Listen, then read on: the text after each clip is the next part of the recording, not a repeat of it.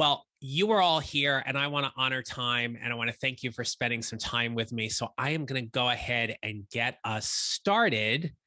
Uh, and as I mentioned today, you are here because you are interested in some way learning about what the Great Resignation is and what it particularly means for your next interview.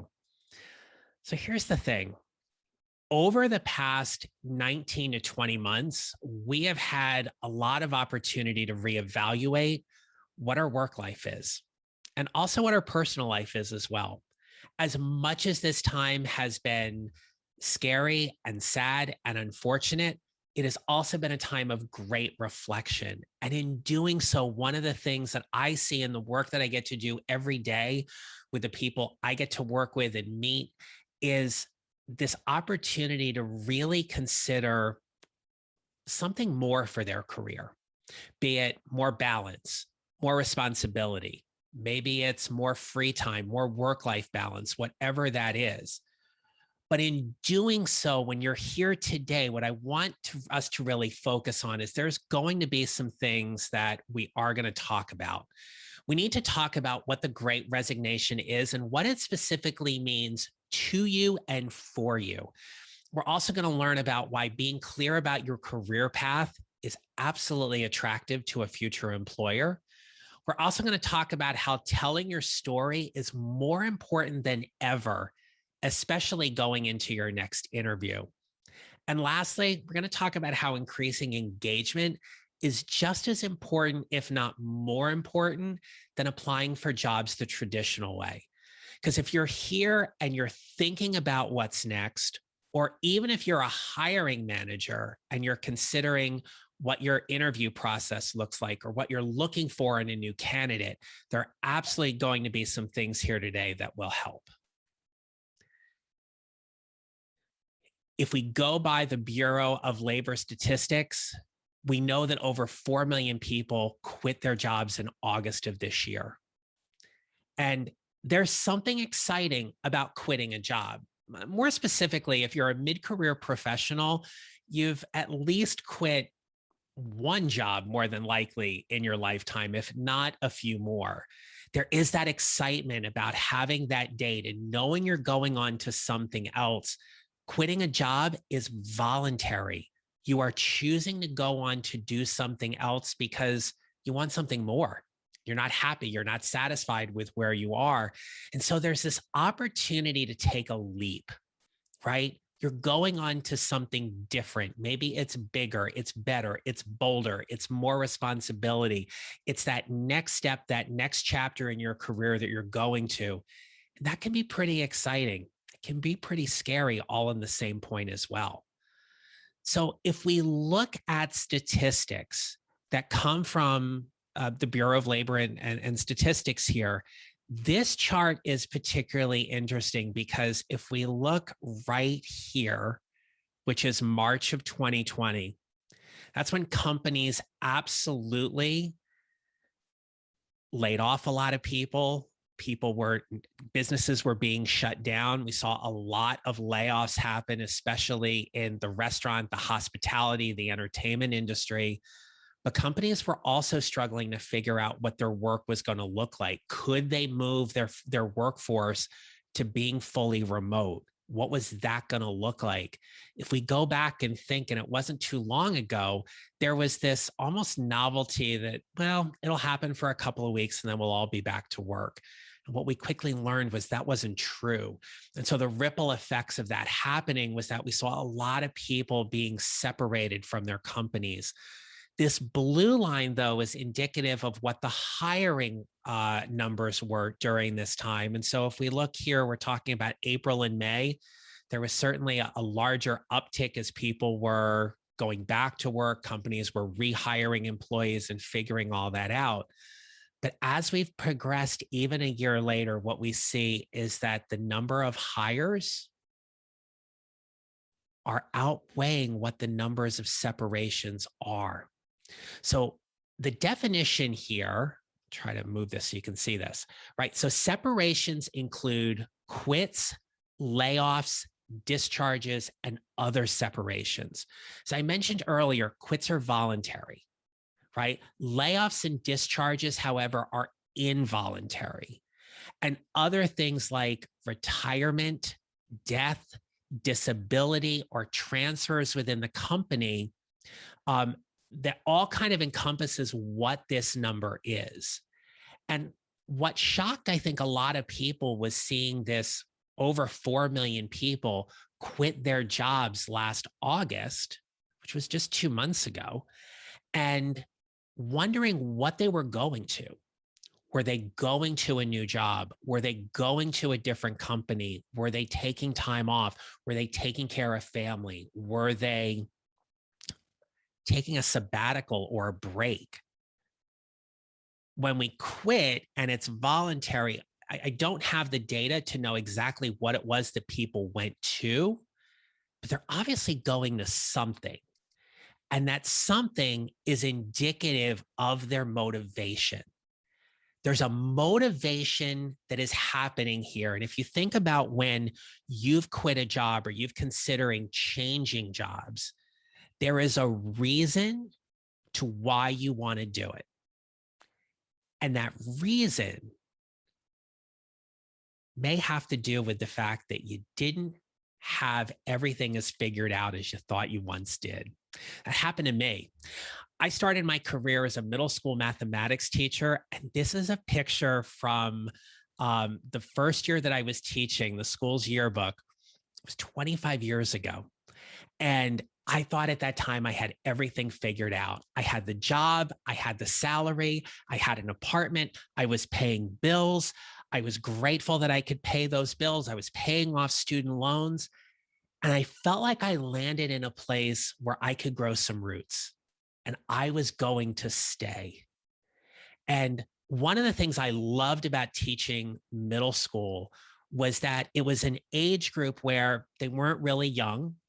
And so they didn't need whole lot of hand holding and everything. And they weren't high schoolers where they basically thought they had everything all figured out and they were going off to college. There was something about that transitory period being middle schoolers that I just loved. And I knew I could go in and I could help them with. So 3 years into my job, I got a promotion. I was a middle school mathematics coordinator. 9 years later, I got promoted up to the district level. And again, I kept thinking I was moving into the job. And then something happened. I was about 10 or 11 years into my job there, and I was teaching a lesson on multiplying fractions. Now, fractions aren't very exciting, and they're not certainly overly interesting, but I had a lesson and it worked, and I knew it worked. And I could deliver this lesson flawlessly, and the kids were going to get the concepts, and everything was going to be great. And I remember teaching this lesson and hearing this voice inside of my head say to me, John, you can't do this for the rest of your life. And I ignored it. And when we ignore that voice in our head, what happens is it just gets louder and it gets louder. And I thought, but I love my job. I love what I was doing, but I was looking for something more. What I knew was that my passion for being in the classroom was shifting. I wanted to work more with teachers. While I enjoyed my time in the classroom, I was ready to get out of it and work more in teacher development and teacher support and professional development. And so I moved into an administrative capacity. I left my tenured teaching job of 14 years in Northern New Jersey next to the Real Housewives. That's a whole nother webinar in and of itself. And I took a job supervising 21 instructional coaches across 13 middle schools for the District of Columbia Public Schools. I was 41 when I did that. It was my mid-career moment and my chance to change what my career path was. I also took a substantial pay cut to go do it. Now, there were some personal reasons for me moving to DC, and very thankfully, they've all worked out as well too. But when we're moved both personally and professionally, things happen. So how does it happen that we go from somebody who has it all figured out, or at least we think we do, and we pivot at some point into mid-career because we want something different? Not everything is always scripted and planned out. And so what ended up happening was I had that job at DCPS. I went to go work for the state superintendent. I went to go work for an educational nonprofit and served as a training and staffing director. And then after several reorgs, I landed in a not so optimal place. And I found out that I was being pulled once again. I wanted to work more with people who were outside of my organization and help them figure out their career paths. And when I knew I could help more people outside of my organization than I could inside of it, that's when I took the leap. That's when I opened up my coaching practice full time over 4 years ago. And in that time, I've written 2 books. My first book was called Show Up, 6 Strategies to Lead a More Energetic and Impactful Career. And just a few months ago, I released my second book called Your Mid-Career GPS, 4 Steps to Figuring Out What's Next. Today, I help mid-career professionals prepare, position, and promote who they are and what they do so they can show up to find a job they love or love the job they have. We spend a lot of time at work. We might as well be at least happy and satisfied while we're doing it rather than feeling miserable and unfulfilled.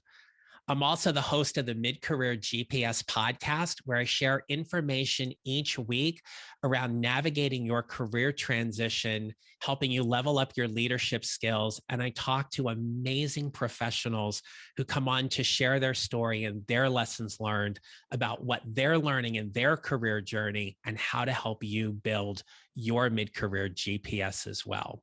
So I encourage you and invite you to check out the books and certainly check out the podcast. This week's podcast is actually relevant to this topic. We talk about finding a job versus finding the job. And I drop episodes every Tuesday, and the second and fourth Friday right now are currently conversations with a wonderful guest.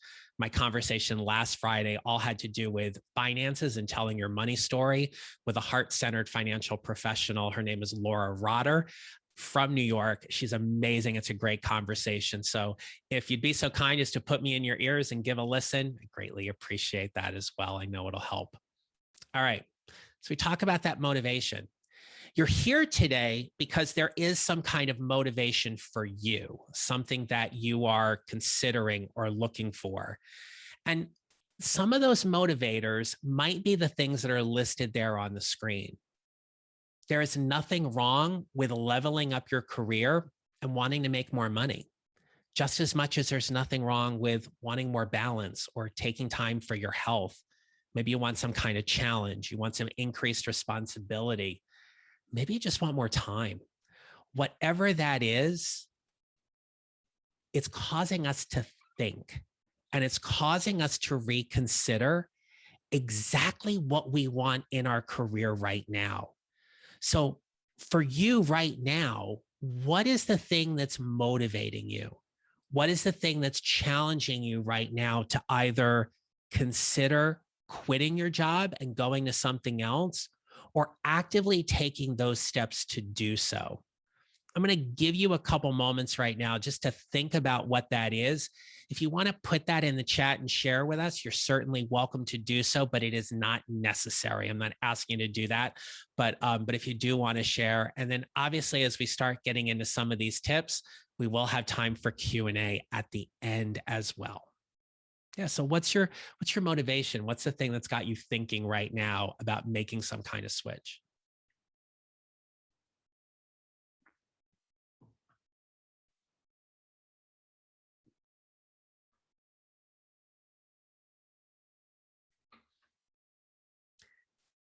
So if you can identify what that motivator is, it might help you get off of this. I've often said over the past 20 months that being on the proverbial hamster wheel and feel like we're running and not getting anywhere, the pandemic has caused us to reevaluate that. So in doing so, what do we want to do about it? Right? Yeah. So, David, sometimes we do want to find a different work environment. We want to find something that's going to be that better fit for us, a place where we may feel more valued or appreciated, respected, even. And so that's a great reason as to why there's a motivation to figure out whatever's next. So, what does this all mean for you in your next career move? For me and the work that I get to do every day, there's a huge component here about how you tell your story. I often share with my clients that we come from a place of value and service. It's about how we share that value and communicate that service by telling our story that allows people to get more interested in who we are and what we do. So, as we think about the great resignation and what's happening around us, we can't help but think, if I'm ready to make a move, if I'm ready to go do something else, I need to be well equipped to tell my story differently than I've ever done. Because on one hand, companies are always going to be looking for exceptional talent. But because of the great resignation, companies may be a little fearful about how long you're going to stay or how committed or loyal you're going to be to the position. Again, it's all about how you tell your story and how you build that relationship in the interview. So we might be thinking like a math formula here for a minute, right? So you might remember from geometry, you had your theorems and your postulates and your proofs, right? And you said, well, if something happens, then this. Well, if you're thinking about quitting your job, then you have to know what's next. Are you planning to go to a new job? Are you thinking about taking an entrepreneurial route? Maybe you're going to take a break. Maybe you need to take care of family. One of the interesting dynamics at mid-career is that sometimes we end up taking care of our parents. And so that can be an extra responsibility or pressure that maybe you hadn't planned on, but you might be involved in. So you have to know what's next. If you're thinking about quitting your job, then it's a great time to examine your health. Make sure you get your annual physical or your annual exams taken care of on your benefit plan that you're able to have before you quit the job. Sometimes going to a new company, you may or may not have benefits right away. You may have to COBRA your coverage. So if you can take care of things health-wise and get everything all checked out, definitely a good thing to do. You may also want to conduct a financial audit. This was something Laura Rotter and I talked about in a previous episode on my podcast, was that we all have these money stories. And in our money stories, we have to take into account the circumstances and experiences we individually have. But if you're married or partnered or you have a significant other and you're combining finances or sharing some bills and responsibilities, you might want to collectively take a financial audit. Can you, as a couple or as a family, handle a job switch, especially if it means either taking some time off and having to dip into your savings, or taking a new job and a pay cut in the process because you're looking for that something more and what that's going to be. Consider the impact it's going to have on your professional brand.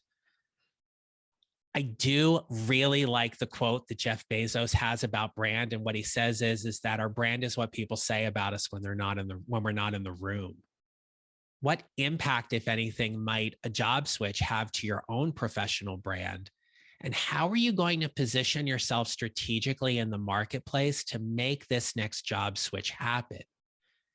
You do that by learning how to tell your story. Some may call it controlling the narrative. I like to say it's about how we tell our story, and we tell it from a place of value and service. And I'm going to share a little bit more with you about what that all looks like. But the last thing is, sorry, I just clicked too fast there. What's the most pressing consideration for you? If you're thinking about joining the great resignation and quitting your job and moving on to something else, which one of these things on this list is the most pressing for you? What do you need to take care of? What do you need to attend to before whatever's next? So here are my top 5 tips for helping you with your next interview. So if things come up or you have questions about, I'm going to take all those questions at the end, but please have them ready because I certainly am looking forward to digging into those questions with you as we go through these. All right. So here's the first one. Clearly communicate your value. One of the biggest hurdles my clients face is they get to the interview, and because typically the people I work with are very heart-centered leaders and professionals, they will often talk in the plural. We did this. We worked on this project and this happened. In an interview, you have to talk from the first person because the hiring manager or the other interviewers are going to want to know specifically what it is that you do. I work with my clients on creating a unique professional value statement that begins with, I help. Imagine going into an interview and you're asked a question and you say something like, here's how I can help you. Or why should we hire you? And you start off and you say, I help. When we're clear about who we help and what we help them do specifically, we lean into our value. The value is the thing that we do that is going to help that company solve a particular problem or complete an initiative or fill a gap in their org chart because of your talent and your expertise. The clearer we are on our value, the more we can come from that place of service in terms of helping whatever company or organization it is that we're going to. That's part of how you tell your story.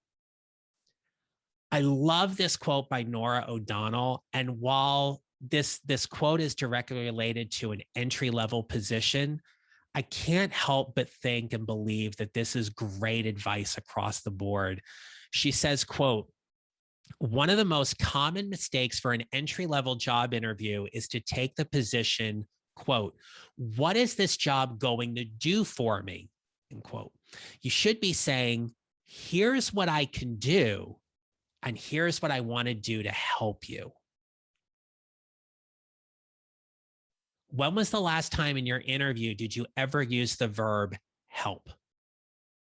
If you're a hiring manager, HR professional, you've served on interview panels, how attuned is your ear to hearing a candidate say, I can help you.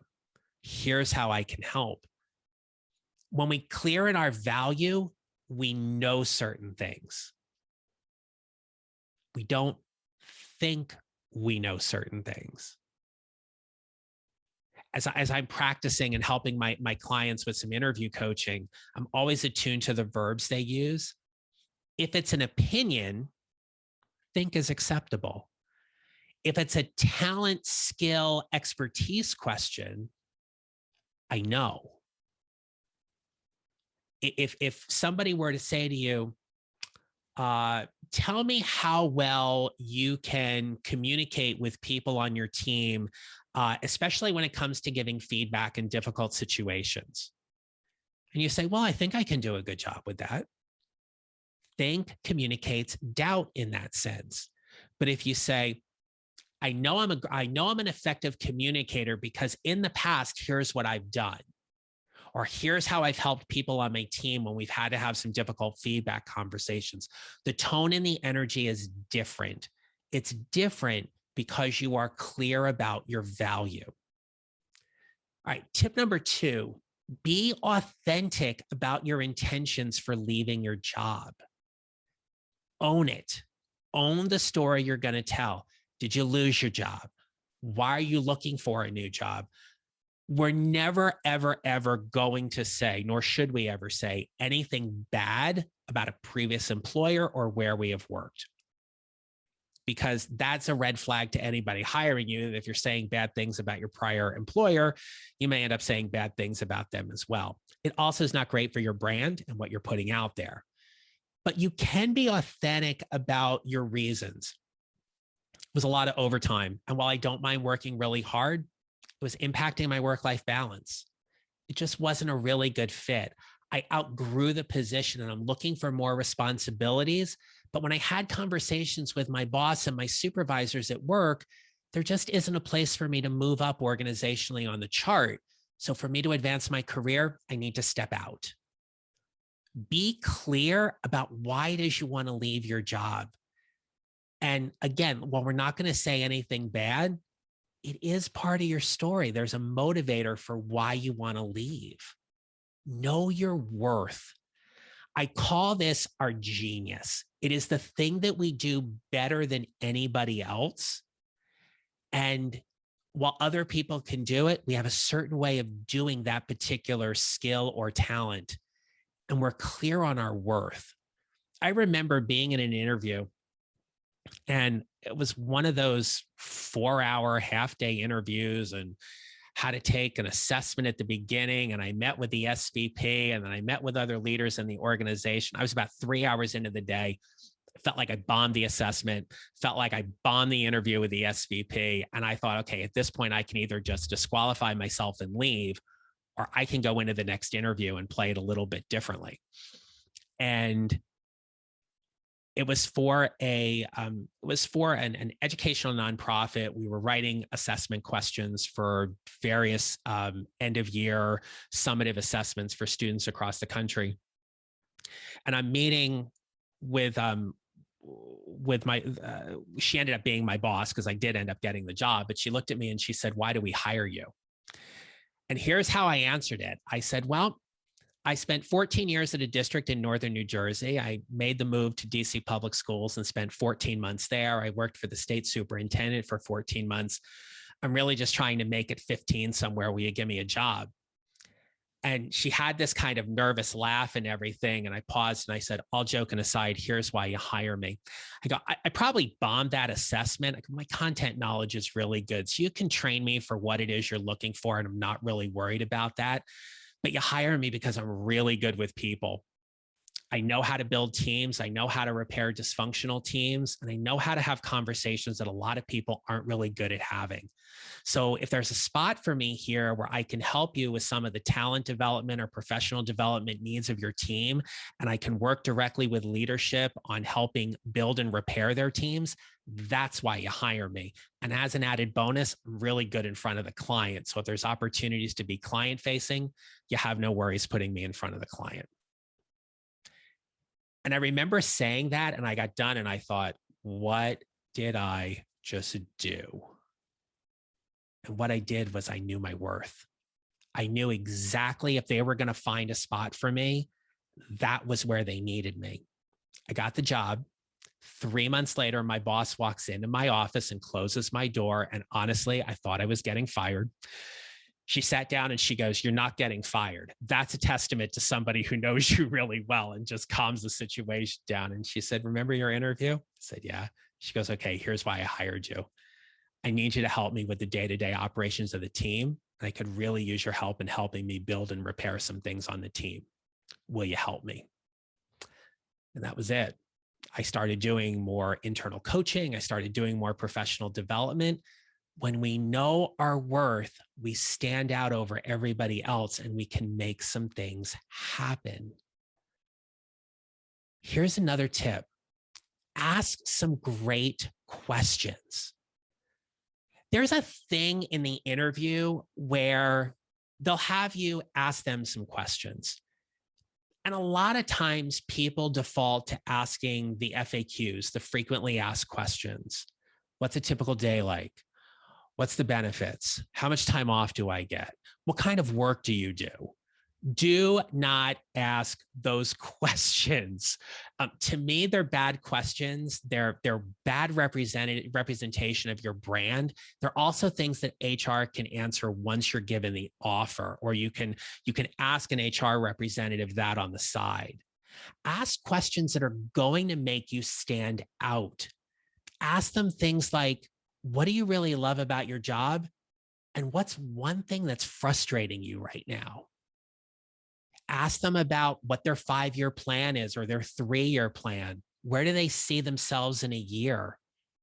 What's been the most professionally exciting thing that has happened to you since you've been working here?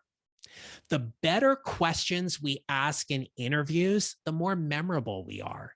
Interviews are about building relationships. And in building those relationships, we need to generate interest. Look, we're all interesting people.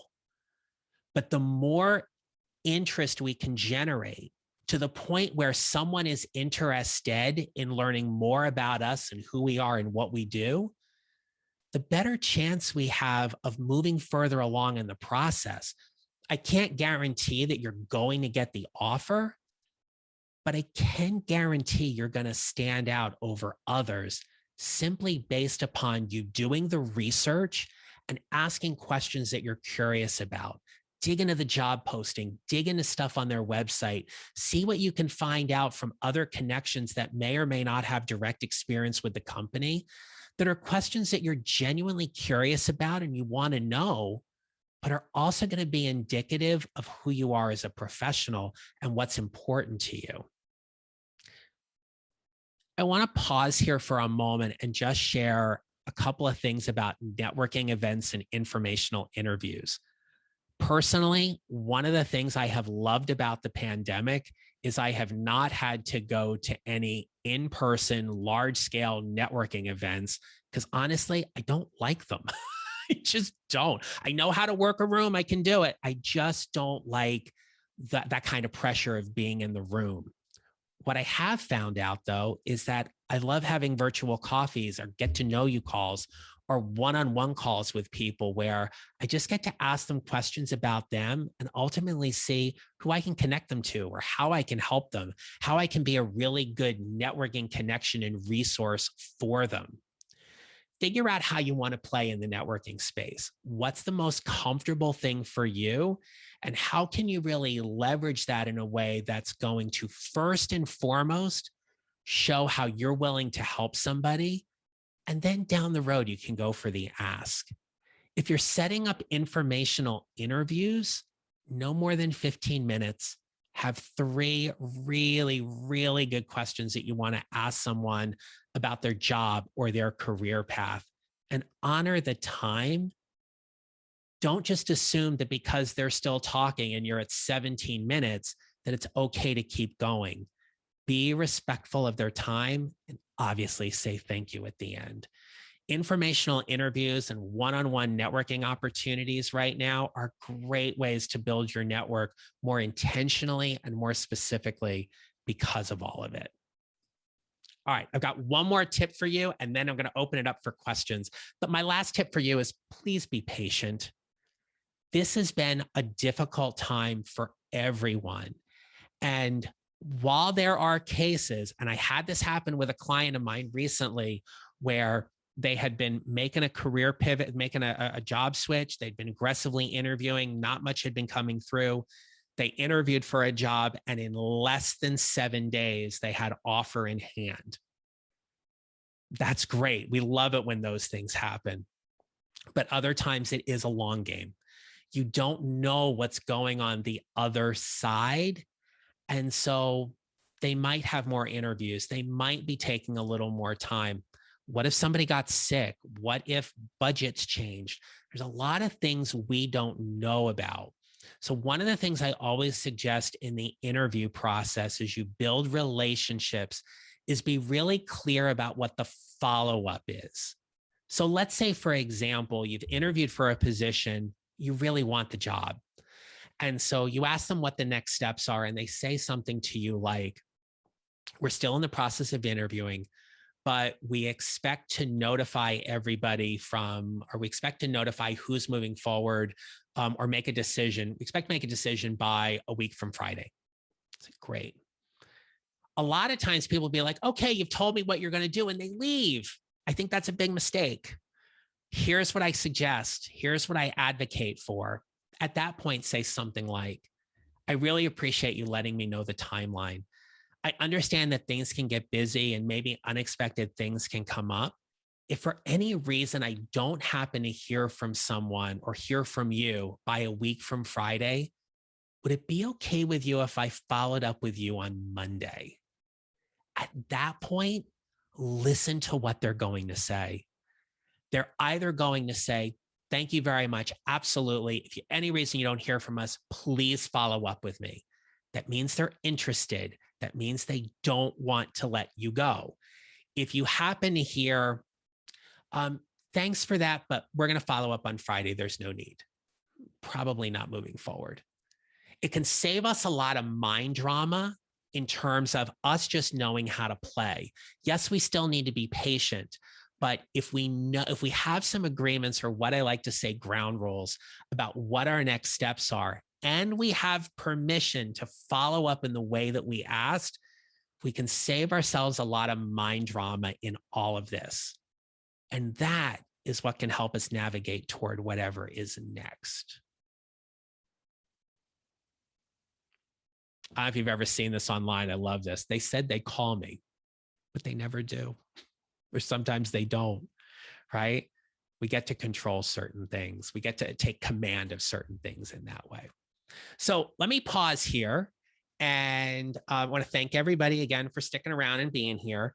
If you have any questions on anything that we've talked about, now is a great time to put it into the chat. If you want to come on, if you want to turn your camera on and come on screen with me, you can certainly do that. I'll promote you to panelist. And feel free to just type in anything in the chat if you have questions about. So I'll give you time to do that right now.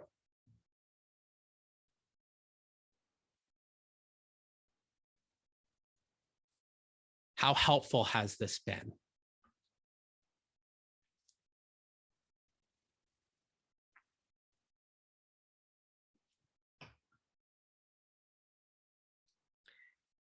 Good, David. I'm glad that was helpful.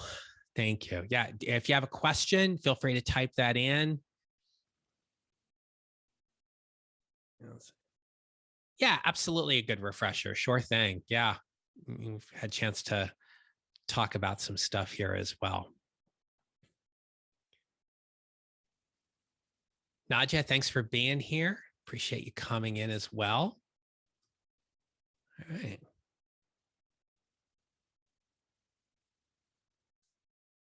So feel free to go ahead and put your questions in the chat. I've got a couple more things I'm going to go ahead and talk about with you. And then, of course, we'll just keep this open for other questions. So we'll leave this all here as well. All right.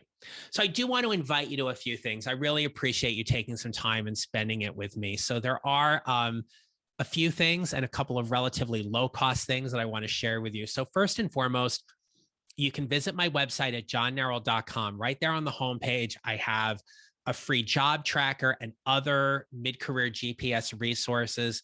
It also includes all the journal questions that are in the book. So certainly if you want to go to Amazon and get copies of my book, be it Your Mid-Career GPS or Show Up, by all means, please do.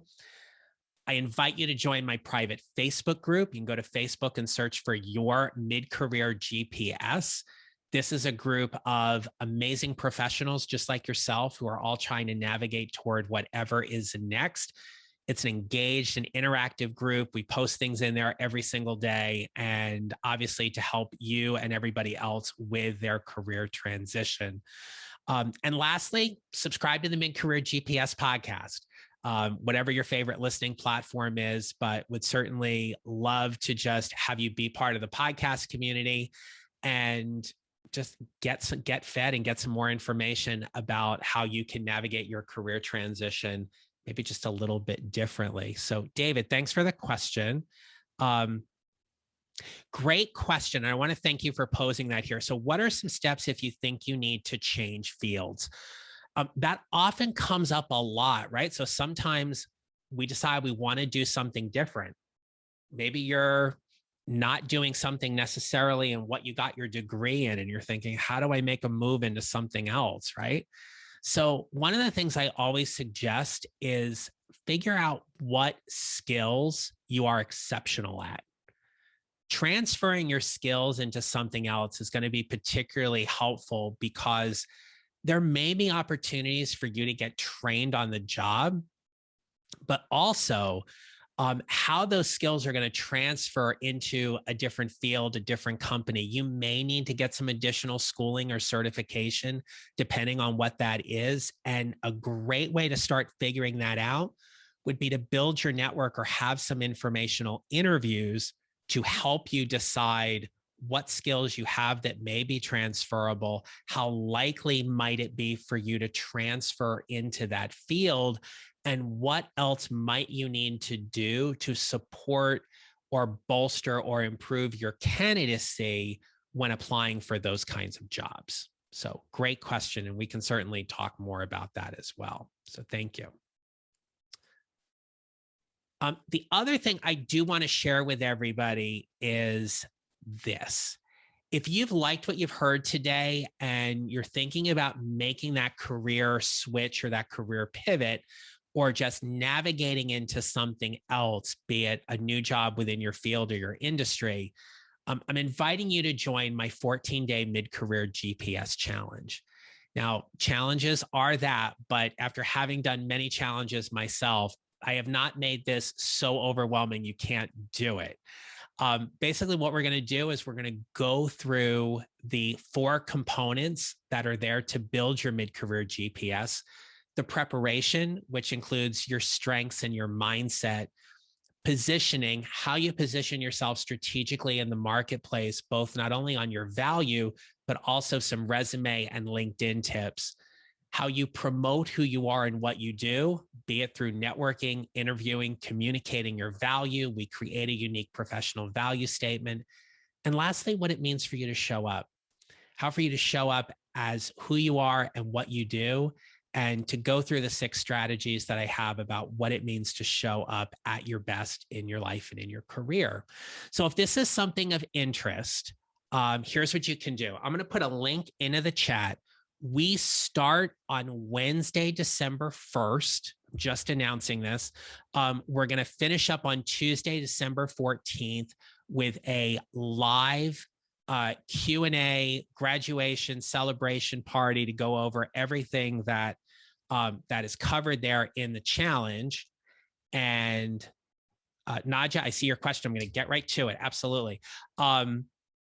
And come in and be a part of the challenge. It'd be great to have you there and be a part of this. So you can click the link there to sign up. Again, we start on December 1st. Naja, thank you for the advice. The advice was helpful. I know it's good to have compliments in an interview and being assertive with positive words. Yes. Now, can you clarify for me if you mean that from your part as the candidate or from the hiring manager or the interviewer's part? Just so I can be clear on that.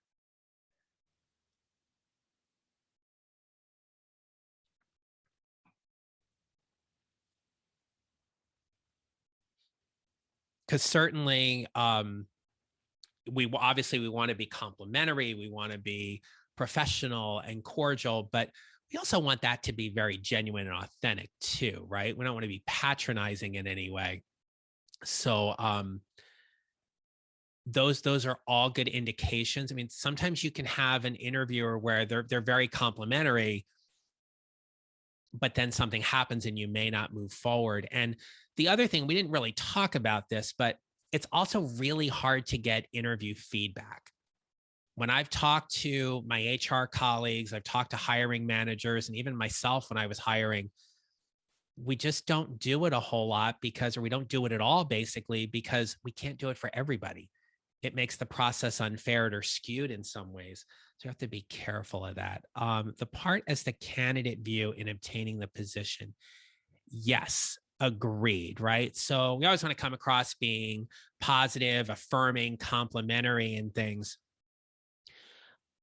I would suggest as well, create a list of 7 to 10 verbs that are reflective of what you do and how well you do it, that you can use in your responses. So you're not saying the same thing all the time, right? So maybe it's things where you've led, you've directed, you've managed, you've coordinated, or maybe you've communicated, shared, facilitated. It might be things like even if you're involved with projects, let's say you've organized, you've processed or synthesized. We want to keep the vocabulary different. We don't want to keep using the same thing all the time. Like, for example, when I mentioned earlier about using help, like, here's how I can help you. If you say help all the time, you might come across as being convincing. We don't want to be convincing or needing in an interview, but we can vary that up in how we're telling the story a little bit. But obviously it's a great point on your part. We obviously want to make sure we're still being affirming and helpful in that way as well. Yeah, great question. Let me know if that answered it for you. Any other questions?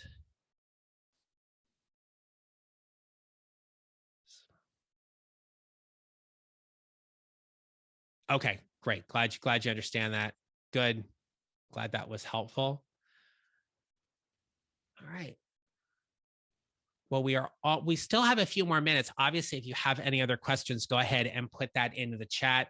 I'll be here if you do want to ask anything, but thank you again for spending some time with me. If we're not already connected on LinkedIn, I hope we are. You can find more information about me at my website at johnneral, Neral.com.